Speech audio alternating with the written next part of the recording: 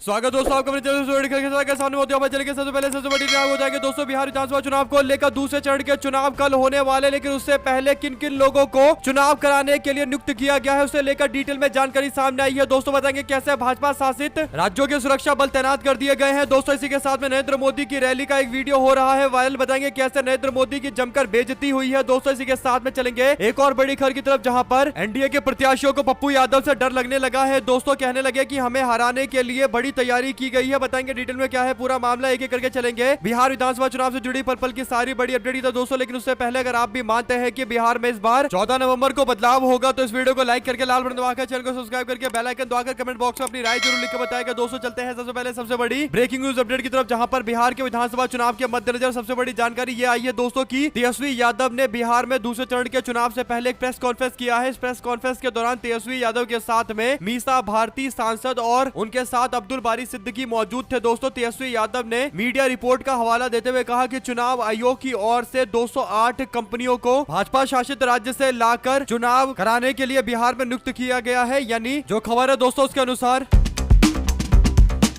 भाजपा या एनडीए शासित राज्यों से जो जवानों को लेकर आया गया है दोस्तों, उसमें उत्तर प्रदेश से 40 कंपनियां लेकर आई गई है, गुजरात से 27 कंपनियां लेकर आई गई है, मध्य प्रदेश से 23 कंपनियां, असम से 15, महाराष्ट्र से 25, छत्तीसगढ़ से 15, राजस्थान से 10, मिजोरम से 8, हरियाणा से 8, नागालैंड, मेघालय, गोवा और त्रिपुरा और उत्तराखंड से भी भारी संख्या में 208 के आसपास कंपनियों को बुलाया गया है दोस्तों। यानी भाजपा शासित राज्यों से तकरीबन 70% कंपनियों को बुलाया गया है सुरक्षा कंपनियों को, और टोटल मिला दे तो 85 से 90% के आसपास बीजेपी या एनडीए गठबंधन शासित राज्यों से ही सुरक्षा कर्मियों को बुलाया गया है। दोस्तों सवाल ये उठता है कि आखिर सुरक्षा कर्मियों को तो कहीं से भी बुलाया जा सकता है, तमिलनाडु जो करोड़ों लोगों वाला राज्य है दोस्तों, एक बड़ा राज्य है, वहां से भी सुरक्षा कर्मियों को बुलाया जा सकता था, केरला से बुलाया जा सकता था, ऐसा ही पंजाब, हिमाचल प्रदेश, पश्चिम बंगाल से बुलाया जा सकता था, लेकिन बीजेपी के शासित राज्यों से ज्यादातर, बल्कि यूं कहिए दोस्तों कि लगभग सभी सुरक्षा कर्मियों को बुलाए जाने पर तेजस्वी यादव सवाल खड़ा कर रहे हैं। अगर आप भी मानते हैं कि सवाल उठाना एकदम लाजमी है तो अपनी राय जरूर लिखकर बताएगा। दोस्तों चलते हैं एक और बिग न्यूज अपडेट की तरफ, जहां पर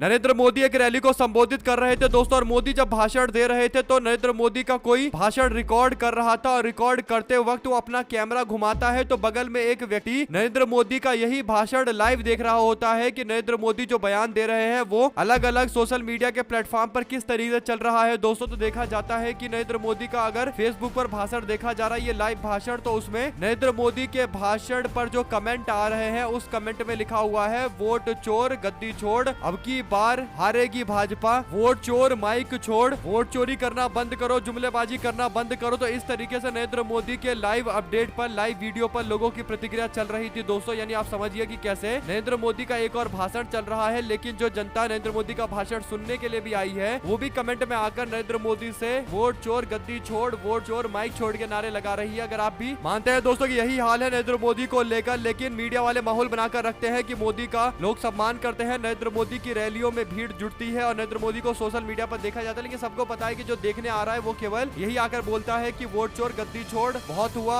जुमलेबाजी, अब तो करो असली बात। इस तरीके से चल रहा है दोस्तों एकदम। आप लोग अपनी राय जरूर लिखकर बताएंगे इस पूरे मामले पर। चलते हैं एक और बड़ी अपडेट की तरफ, जिसमें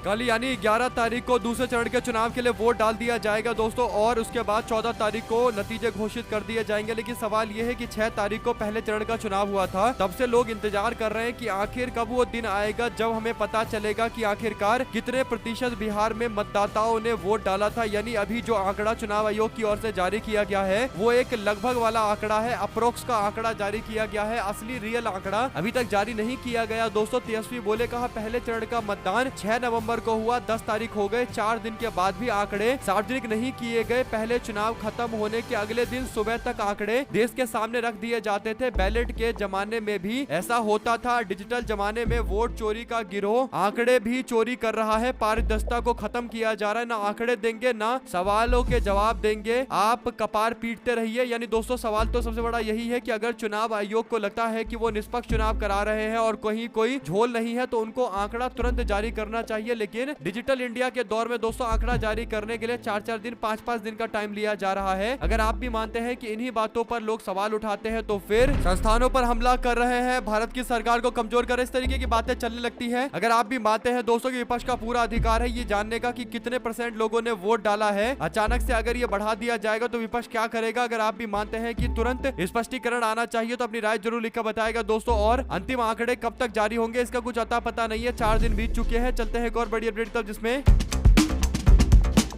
पूर्णिया जिले के धामदाह की वो सीट थी दोस्तों जहां पर प्रचार करने के लिए तेजस्वी यादव और पप्पू यादव एक साथ नजर आए थे। दोनों नेताओं ने एक दूसरे से बातचीत की थी और तेजस्वी यादव ने इस दौरान बड़ा मैसेज दिया था और सबको एकजुट होकर यहां पर भारतीय जनता पार्टी और एनडीए गठबंधन की प्रत्याशी लेसी सिंह को हराने की पूरी तैयारी करने के लिए बोला गया था। दोस्तों आपको बता दें कि लेसी सिंह को अब डर सता रहा है कि उनकी एक बहुत बुरी तरीके से हार होने वाली है। एक वीडियो का हवाला देते हुए वोटिंग के दिन चुनाव को प्रभावित करने के गंभीर संगीन आरोप उन्होंने लगाए हैं। वीडियो को सबूत के तौर पर चुनाव आयोग और जिला प्रशासन को भेजकर सख्त से सख्त कार्रवाई की अपील की गई है। दोस्तों आपको बता दें कि तेजस्वी यादव और पप्पू यादव एक साथ मंच पर दिखाई दिए तो इनको समझ में आ गया होगा लेसी सिंह को कि अब यहाँ पर इनका चुनाव हारना पूरी तरीके से तय है, क्योंकि लेसी सिंह के आरोप केवल पप्पू यादव पर नहीं है, संतोष कुशवाहा के ऊपर भी है दोस्तों। और वो दावा कर रहे हैं कि उनके खिलाफ एक साजिश हो रही है। लेसी सिंह ने कहा कि नॉमिनेशन करने के बाद से महागठबंधन के प्रत्याशी सोशल मीडिया और यूट्यूब के माध्यम से अनर्गल बातें कर रहे हैं, गालियां, भद्दे आरोप और अफवाह फैला रहे हैं। जनता उन्हें नकार चुकी है,